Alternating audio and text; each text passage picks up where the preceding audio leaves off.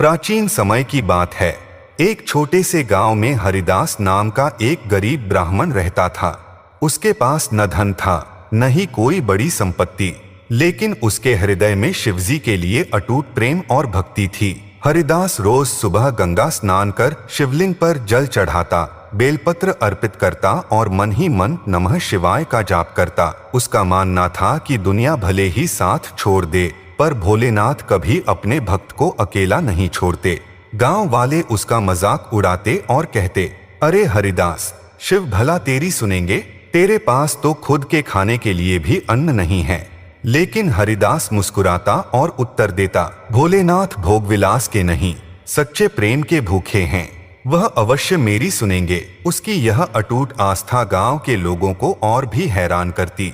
इसी बीच एक दिन ऐसी घटना घटी जिसने यह सिद्ध कर दिया कि जब भक्त सच्चे मन से पुकारे तो स्वयं भगवान शिव दौड़े चले आते हैं। एक दिन गांव में भयंकर अकाल पड़ गया। खेत सूख गए, तालाब का पानी भी सूख गया और लोगों के घरों में अनाज खत्म होने लगा। गांव वाले अपनी जान बचाने के लिए शहरों की ओर भागने लगे। हरिदास के घर की स्थिति सबसे बुरी थी। कई दिनों से उसने और उसके परिवार ने भरपेट भोजन नहीं किया था। फिर भी वह हर सुबह मंदिर जाकर शिवलिंग पर जल अर्पित करता और मंत्रों का जाप करता। उसकी पत्नी ने दुहक भरे स्वर में कहा, इतने भूखे हैं फिर भी तुम रोज भगवान को जल और बेलपत्र चढ़ाने जाते हो, क्या भोलेनाथ तुम्हारी सुन रहे हैं? हरिदास ने शांत स्वर में उत्तर दिया, पत्नी, यह मेरी भक्ति की परीक्षा है। जब तक प्राण है मैं अपने आराध्य भोलेनाथ की पूजा करता रहूंगा। संकट चाहे कितना भी बड़ा क्यों न हो, मैं शिव का नाम नहीं छोड़ूंगा। गांव वाले हंसते हुए कहते, अरे हरिदास, देखना तुम्हारे भोलेनाथ तुम्हें बचाने नहीं आएंगे। लेकिन हरिदास को पूरा विश्वास था कि भोलेनाथ एक न एक दिन अवश्य उसकी पुकार सुनेंगे। इसी रात जब हरिदास भूखे पेट सोया, तभी कैलाश पर्वत पर बैठे महादेव और माता पार्वती ने उसकी पुकार सुन ली। कैलाश पर्वत पर भोलेनाथ ध्यानमग्न बैठे थे। उसी समय हरिदास की करुण पुकार उन तक पहुंची। उनके नेत्रों में करुणा भर आई। माता पार्वती ने महादेव से पूछा, स्वामी, आप अचानक व्याकुल क्यों हो उठे? आपके ध्यान में कैसी बाधा आई? महादेव ने मुस्कुराते हुए कहा, देवी, पृथ्वी पर एक भक्त है हरिदास। वह भूख और दुख से पीड़ित है, लेकिन फिर भी दिन रात मेरा नाम जप रहा है। उसकी भक्ति इतनी सच्ची है कि उसका आह्वान सीधे यहाँ कैलाश तक पहुँच रहा है। माता पार्वती ने आश्चर्य से कहा, इतना बड़ा संकट फिर भी वह तुम्हारा नाम ले रहा है। स्वामी, ऐसे भक्त तो बहुत दुर्लभ होते हैं। भोलेनाथ ने गंभीर स्वर में कहा, हाँ देवी, आज समय आ गया है कि मैं स्वयं अपने भक्त की रक्षा के लिए पृथ्वी पर जाऊं।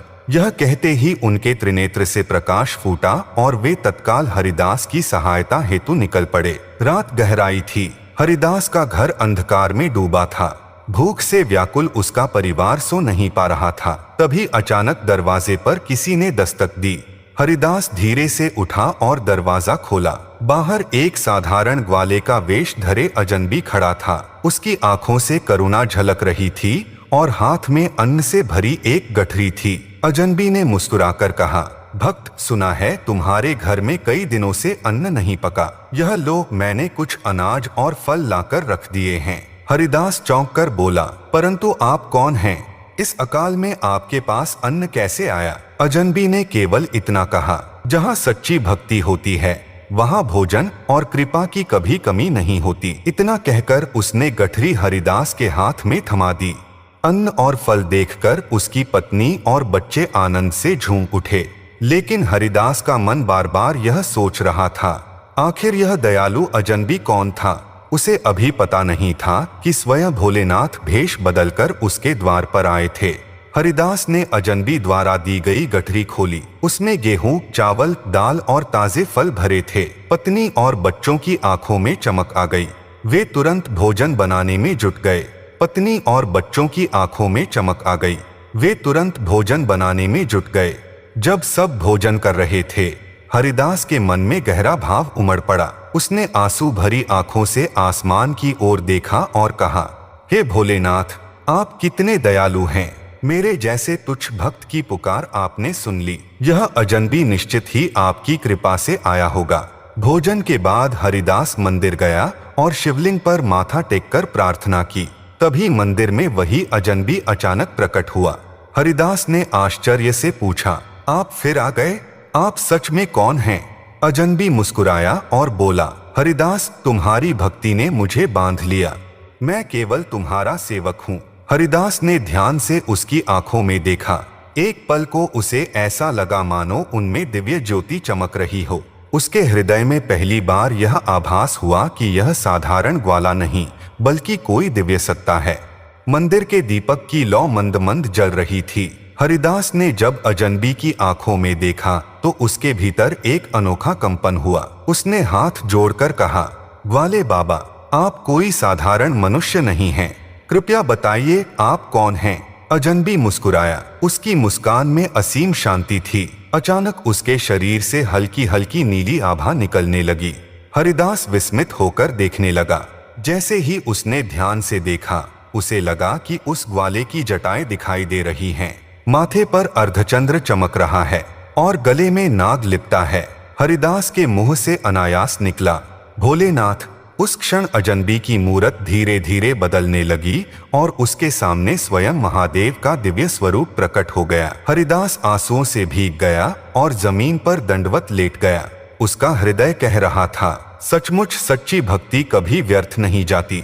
आज शिवजी स्वयं मेरे घर आए हैं। हरिदास भाव विभोर होकर शिवजी के चरणों में गिर पड़ा। उसकी आंखों से आंसू रुक ही नहीं रहे थे। कांपते हुए स्वर में उसने कहा, हे भोलेनाथ, मैं कितना भाग्यशाली हूँ कि आज आपने स्वयं मेरे द्वार पर आकर मेरी लाज रख ली। भोलेनाथ ने उसके सिर पर हाथ रखा और बोले, वत्स हरिदास, तुम्हारी भक्ति ने मुझे बांध लिया है। तुम भूखे रहे, दुख सहते रहे, पर मेरे नाम से तुम्हारा विश्वास कभी नहीं टूटा। ऐसे सच्चे भक्त के लिए मैं स्वयं दौड़ा चला आता हूँ। माता पार्वती भी वहां प्रकट हुई और बोली, हरिदास, आज से तुम्हारे घर कभी अन्न और जल की कमी नहीं होगी। तुम्हारे कुल में सदैव समृद्धि बनी रहेगी। यह सुनते ही मंदिर में घनघोर नाद हुआ, जैसे आकाश से स्वयं डमरू बज उठा हो। पूरा वातावरण नमः शिवाय के मंत्रों से गूंजने लगा। हरिदास ने भाव विह्वल होकर भगवान से कहा, प्रभु, मुझे कुछ नहीं चाहिए, बस इतना आशीर्वाद दीजिए कि जन्म जन्म तक आपका नाम जपता रहूं। भोलेनाथ ने प्रसन्न होकर कहा, तथास्तु। भोलेनाथ और माता पार्वती के आशीर्वाद के बाद हरिदास के जीवन में अद्भुत परिवर्तन आने लगे। सुबह होते ही उसके घर के आंगन में एक बैल की गाड़ी पहुंची, जिसमें अनाज, वस्त्र और सोना चांदी भरा था। गांव वालों ने आश्चर्य से पूछा, हरिदास, यह सब कहां से आया? हरिदास ने विनम्र स्वर में कहा, यह सब मेरे भोलेनाथ की कृपा है। उन्होंने ही मेरे जीवन को संभाल लिया है। धीरे धीरे उसका घर समृद्धि से भर गया। पहले जो लोग उसका मजाक उड़ाते थे, वही लोग अब उसे सम्मान देने लगे। हरिदास ने उस संपत्ति का उपयोग गरीबों की मदद करने और शिव मंदिर के निर्माण में लगाया। गांव में एक भव्य शिवालय बना, जहां दिन रात महादेव का नामस्मरण होने लगा। लोग कहते, देखो, सच्चे भक्त की पुकार पर भगवान स्वयं प्रकट होते हैं। हरिदास इसका जीवंत उदाहरण है। हरिदास का जीवन अब केवल भक्ति और सेवा में बीतने लगा, लेकिन उसके मन में एक ही भाव था, यह सब मेरा नहीं, सब शिव का है। हरिदास की समृद्धि और उसकी भक्ति देखकर गांव वालों के हृदय पिघल गए। जो लोग पहले उसका मजाक उड़ाते थे, वही अब उसके पास आकर हाथ जोड़कर कहने लगे, भाई हरिदास, हमें क्षमा करो। हमने तुम्हारी भक्ति का उपहास उड़ाया, लेकिन अब हमें समझ आ गया है कि सच्चे विश्वास से ही भगवान प्रसन्न होते हैं। हरिदास ने मुस्कुराकर कहा, भाइयों, मैंने कुछ नहीं किया। यह सब मेरे आराध्य भोलेनाथ की कृपा है। अगर तुम भी सच्चे मन से उनका स्मरण करोगे तो वे तुम्हारी भी रक्षा करेंगे। धीरे धीरे पूरा गांव शिव भक्ति में रंग गया। हर सुबह लोग नए बने शिवालय में जाकर बेलपत्र और गंगाजल चढ़ाने लगे। गांव की गलियों में बच्चों की जुबान पर भी यही नाम था, नमः शिवाय, नमः शिवाय। गांव में अन्न की कमी दूर हो गई, आपसी कलह मिट गई और सबके दिलों में शांति उतर आई। लोग कहते, जहां सच्ची भक्ति हो, वहां खुद महादेव आकर बस जाते हैं।